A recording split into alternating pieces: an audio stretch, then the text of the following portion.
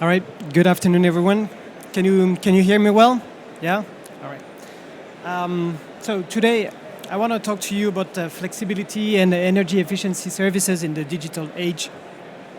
And I guess Siemens' point of view in this presentation will be to show that the current trends and also all the new tools we're designing allow us to think about new services. So we're taking it step by step, but we see new horizon opening. And so I want to present to you both our current vision and also some pilots we've been conducting in France and in Europe. Well, here you're going to see the three keywords you probably have seen already 100 of times since the beginning of this forum. But we definitely believe in Siemens that these trends are shaping the future services we will provide to our clients and our partners. So I want to take a couple of minutes talking about them and their perspective for Siemens. So decarbonization. I guess even if the US are getting out of the Paris Accord agreement, this is a trend nobody really is denying, especially in the business world and across populations. And of course, with the decreasing cost of renewable energy, we see a huge trend.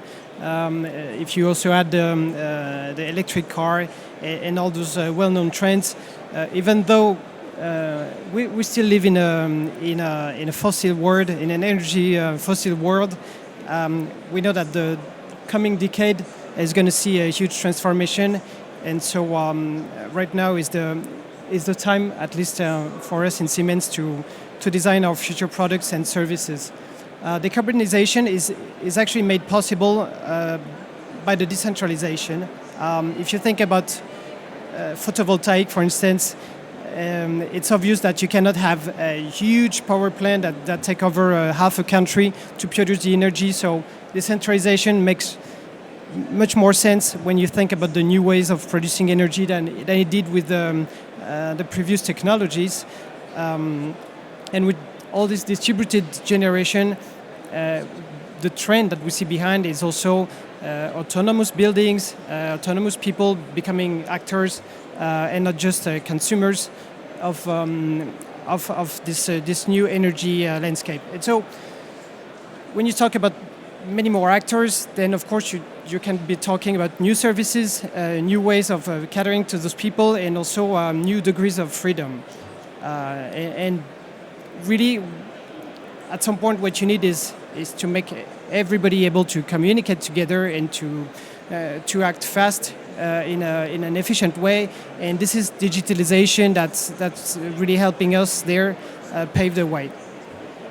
So in that perspective, if you look at the past way things used to work for energy, we had energy supply in a way on a side, and I guess for France the history really shows that it's between in the hands of a few players, some of them state players, with a very centralized way of producing energy and of distributing it, and consumers that were essentially passive. And I must say that even today, when you talk energy about the layman or even companies, it still is kind of a fuzzy concept. Although, as we're going to see, it's becoming more and more in their hands. So the trend we're seeing is, of course, the grid edge that was one way in the past, becoming more like an edge, as it is written, an edge where actually action can be taken on both sides of the edge. And so for us, what this means is it actually opens up a wealth of new services that, to be honest, we're still grasping with. The idea is to understand where the first business model are going to emerge, so that we can move on with this new play field, and little by little think about even more advanced services enabled by digitalization, as I said, and also things like artificial intelligence. So, sorry, going back once again. So what I'm going to talk to you about today is principally the virtual power plants and also all the new services, IoT, digital twin, analytics, and cybersecurity are making possible today. And so, really, what is at the core of this transformation is the ability to share data and to use it in almost real time. So here you see kind of the regular services you see around building and also energy distribution. Of course, planning, simulation, automation and control, and maintenance, monitoring and services. This is kind of the way where we come from, and this is of course the basis to move on toward new services. So now I'm going to talk to you about 3 services, some of them well established with our clients, and some other, I'd say, a bit more exotic and currently evolving, let's say, but where we already have first results which we think are going in the right direction. So Cloud Films is actually a service that was originally intended for end customers. And when I say end customers, what I really mean is buildings and the people that either use buildings or manage buildings.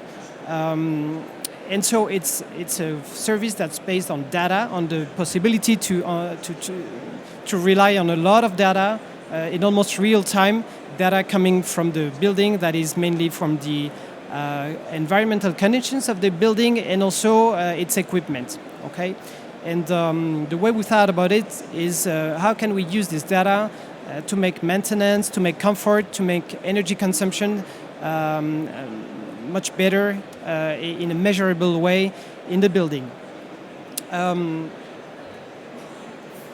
Because when you start gathering data, very quickly, especially if you're ambitious, this is the kind of diagrams you end up with, and I guess this is when you realize that measuring is a great thing, but it isn't nearly the end of the subject, because when you have such graphs in front of you, then of course you need experts to analyze them and to understand how you can actually act about them. So next step for us was to put some intelligence on this trove of data. To be able to infer, first of all, to detect drift in the building, and also to remediate them in a more automated way that doesn't require a top engineer to be posted on site, because economically, unfortunately, that wouldn't make sense, or maybe for the largest building in the world. So this is where I guess what Siemens has been doing for the past 15 years in the building context all of a sudden came into play. We've actually been installing what we call BMS, building management systems, for a long time, and to this day those systems, they were pretty, let's say, within the building, the goal was to manage equipment in the building and not really to use the data or to consider the building as a whole. It was more of a way to produce a centralized controlling of the equipment, to provide a better comfort, especially in very large buildings, where if you don't have this kind of control, then you have to run from one equipment to another, and it's not very efficient. But in the end, it's like having a computer sitting at the center of your building, and that can control all kinds of equipment and also centralize all the data. The thing is that to this day, those computers, usually they're not that smart. Basically, they're here to provide you with lever to operate your equipment, but if you don't really know how to use them, then they're not that helpful. And one of the challenges is if you want to put a lot more intelligence in this computer, well, local software might not be the best approach, especially when software is evolving so fast. So our approach is to actually take the data to the cloud, where the intelligence is sitting, and have a back and forth communication with the building in order to to find what is optimizable in the building, and well, how much savings this can provide, because our clients in the end are always interested in quantifying things, and also providing them with help to correct things, because as I said, measuring is great, but if you don't have the intelligence to interpret, well, tough luck. And then interpreting is great, but if you don't have the hands to actually correct things, you haven't reached your end goal either. So this is exactly what's behind Cloud Films. The step to take the data to where the intelligence is, and this intelligence is nourishing itself on the knowledge of the engineers. Basically, many algorithms are using this intelligence, or it's pretty much like if we pick the brain of our most intelligent energy engineers and maintenance engineers, and we use the rules they sometimes unconsciously use to define all the rules we can use in a building to make sure it is the closest possible to its optimized state. So a couple of examples, at least one example of a pilot we've conducted in France and the results we got. And then once I'm finished with this example, I'm going to tell you how this actually connects to the rest of the grid, and how we go beyond the one single building. But so in the pilot in France, we connected Cloud Films to a couple of air handling units, which are big machines, very energy consuming, that basically make sure the air inside the building is at the right temperature, and also doesn't have any annoying odors or that sort of things. Basically make sure people in the building can work and not worry about their comfort. So this equipment usually are the ones that are among the most energy consuming in the buildings, and they're fairly complex to operate. And another problem is that when you have a building, usually it's designed in a certain way, and then tenants move in, they use it in another way, and then maintenance people try to cope with what the tenants want, what the equipment can do, and usually after a couple of years, the way they manage the equipment is completely different from the way the building was intended. So there's always a lot of optimization that can be done, and in this example, after months of real-time data collection and analysis, we found many things that were problematic with the air handling units. Some of the things had a bad impact on comfort itself, and some other things had a bad impact on the energy. So for instance, they had wrong set points for heating and cooling, basically having units very close to each other that were sometimes producing cooled air, while the other ones was producing hot air. So in terms of comfort, when they blend, you might be okay, but energetically speaking, it was a disaster.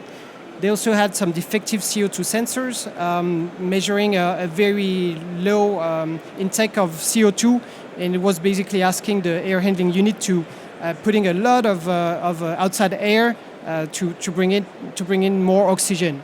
But actually, there was enough oxygen for the people in the building to live and work properly.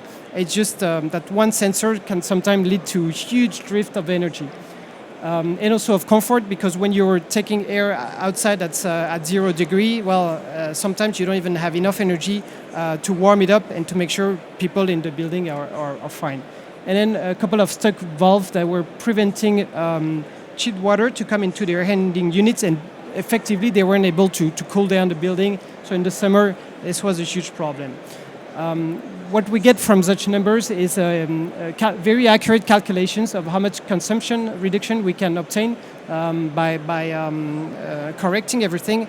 And with this 1 month example, the savings achievable were 7.5 kilo euros a year, meaning that the service itself was way below 1 year in return of investment. I mean, this is a beauty of digitalization. If you put enough data and enough intelligence on top of it, usually the return of investment are much better than the way you could handle, let's say, classical energy efficiency in the building. But so, what you see in this example is so far we'll really be focusing on the needs of the people who manage the building and who use it, the end users. And so I've been talking mostly about comfort, maintenance, and energy reduction. But what we start to see is that all this data we're gathering about a building can actually start being using as a feed for a digital modeling of the building itself. And so once you have a digital model, a digital twin of the building that you actually feed with real data to make sure your twin 2 years down the river is still reflecting your building very well, essentially what you have is a virtual model of the building that's very, very accurate because it blends both, let's say, modeling, algorithmic modeling, but also true data from the building. And as you know, building keep evolving, people that are in the building keep using it a different way, so it's very important to have both parts. And once you start having such a good representation of the building and of many buildings around it, well, you can start thinking of them as maybe a more homogeneous population, or at least a population of energy units that you can manage much more accurately than you could in the past. And now there are two things that you need to solve before you can actually act with all this building as what we call a virtual power plant, which is really a bunch of energy consumer and producer that you can manipulate globally so that sometimes they behave like an energy plant producing energy, and some other times, and maybe most of the time, they behave as a big consumer, but that you can accurately model. And these two other things are the behavior of the people in the building, and I'd say to this date it's been the biggest challenge. The way we design buildings usually is fairly theoretical. We have a bunch of norms, construction norms, and usually when the people come in the building, comfort is okay, not great, because they end up using it differently. And so, but so far there haven't been a way to accurately capture the way people use the building and also the way it evolves during the time. And the last part also is, even if you could model the building itself, the behavior of its occupants, how do you actually make sure you can coordinate all those buildings so that you can use them as an actual player of a critical size in the energy grid? Okay, so I'm going to answer the first question about the people's behavior, or at least the way we're trying to solve it within Siemens. I reckon 2 years ago we acquired a company called Comfy. And what is Comfy? For those of you that are not familiar with it, well, it's basically an app. So yeah, another app on smartphones, but it's an app that allows each person in a building to use the building like it was its own home. And just by a few buttons to say whether he likes the comfort, is it too hot, too cold, do I feel like I can breathe anymore? And also a bunch of other applications like reserving a meeting room or finding out when I can go to the restaurant. And basically an app that is like a remote control for everything they need the building to do for themselves. And of course, beyond the application, which is what the people see on their smartphone, there is behind all the technology that makes it possible when you get hundreds of requests of the people using the building, and most of these requests, they are sometimes contradictory. How do you use all this data to manage the building in a globally optimized way for the people that use it? So that's the technology behind Comfy. But even if today we sell it as a tool that allows building managers to provide, let's say, occupant-driven services, for us it's also a trove of data that basically shows how the certain occupants of a certain building actually use the building, and the next step is with this data we can fairly easily model how the occupancy is actually taking place in real time, and also how it's evolving over time.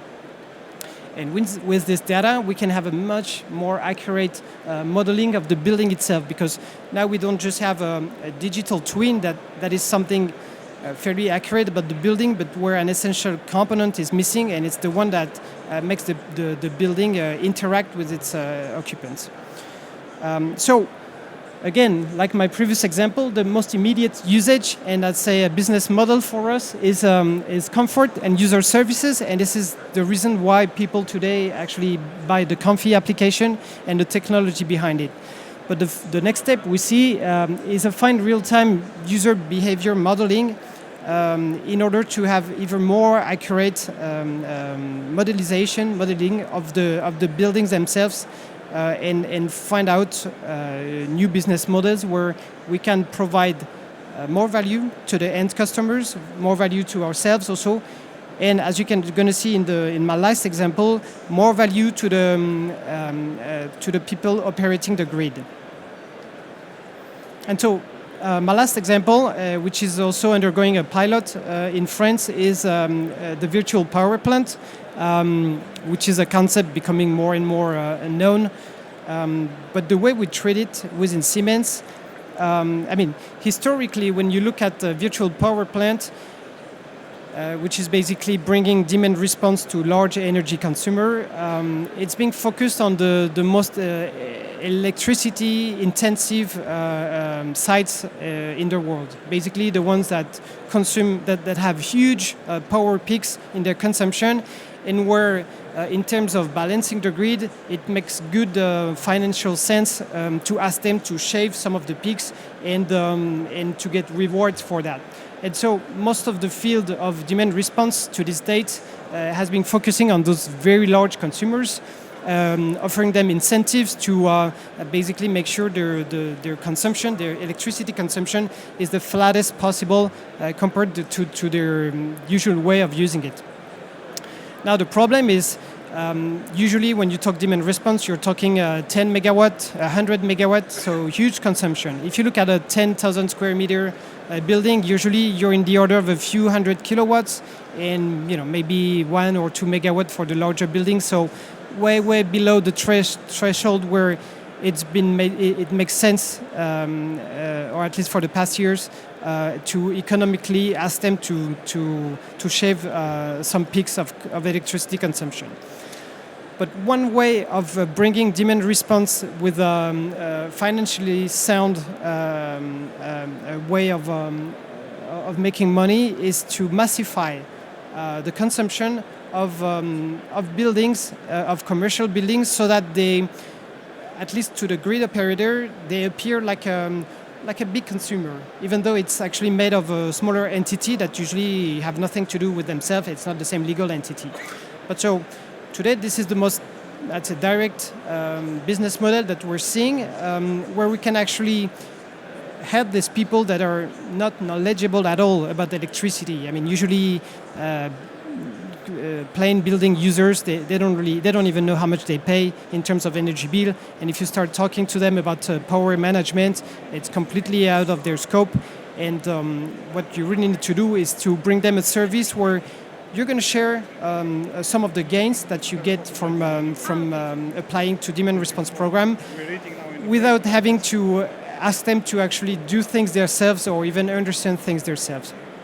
And so in France and in Finland, we've been testing pilots where we basically branch buildings that are being operated by our building management systems, namely Desigo CC, which is, if you remember, this computer in the center of the building that controls most of the energy-consuming equipment. Connect this building computer to a platform that we call DOP, Energy IP DOP, which is essentially a remote server that can aggregate the behavior of all the building, that can calculate the flexibility. That means how much energy you can actually stop consuming during a certain time, and how many times in a row, and aggregate all this data at a level where it starts to be interesting for grid operator to talk to you. And so in France in particular, if you're familiar with the demand response, it's actually a fairly dynamic demand response field. meaning that you can participate in different kinds of programs. Sometimes you can be rewarded for promising the grid operator that the next day at, I don't know, 11 in the morning, you're going to reduce your consumption by, let's say, 1 megawatt. When you're one day ahead, usually the incentive is fairly small. For a 10,000 square meter building, maybe you're going to get 100 euros, but nothing that interesting for a single occupant, or even for us. But when you have 1,000 buildings, then the 100 euro per building translates into 100,000 of euros in building. Still, for each individual building, it might not be that exciting, but for us, we start seeing a way where we can actually spend time negotiating with the grid operators and participating in the programs. But then, of course, what we want to do is participate in other programs. And so I was telling you, in France, the field is pretty dynamic. We have actually other ways of monetizing this energy, this electricity flexibility. It's by participating in programs where it's not a day ahead, but maybe 1 hour ahead, and sometimes even 10 seconds ahead. And when you're able to react within 10 seconds with a huge reduction in power, then it becomes much more interesting. It might be of the order of 10,000 euros for 1 megawatt. So let's say a 20,000 square meter building could be able to rack in about 10,000 euros per year. And then compared to the electricity bill of such a building, it starts to make sense. An example I have in Finland, we're allowing a large commercial center to participate in a demand response program in Finland. So the commercial center is about 100,000 square meters, so it's the largest one in Finland. But the money they get from the demand response we've established, program we've established with them, is almost 500,000 euros a year. Which starts to correlate with actually the amount of energy they're paying every year. So what we see is actually there is a threshold where when you manage to go above and to participate in more and more programs, have a management of the building that's more and more reactive, meaning not just saying what you're going to do the next day, but what you can do in the next 10 seconds, then basically the amount of money you can rack in for the end consumer is basically multiplied by 10. And then we are reaching the sweet spot where we can actually share the money and it's profitable for everyone. So compared to the two previous examples that were more focused on the, let's say, the well-being and the being and the classical services you can offer to building occupants, here it's something, that's really different from the usual talk we have with the end users, but in terms of money is actually bringing them great incentives. All the challenge really for Siemens is to make sure that we pilot the equipment in their buildings with the right flexibility so we actually get the money the grid operator promised us without disrupting their activity. And so this is so far working well on a technical level. And so the next steps for the months to come is to start massifying this approach with more and more customers. All right, I've been a bit long. But hopefully I wasn't too boring. If you have any questions, I'll be glad to try and maybe I answer. suggest, Benjamin, that because we have a panel at 4:44, if you can join us, then we can discuss and they can ask all their questions because we're eating up in the polls. So now we have a break until 4. Okay, we'll make it 4, 2, 3 or something to give you a bit of time, but we really will restart in like 4 or 5 minutes. So I'm happy to answer answers by the side of the stage. Well, thank you very much.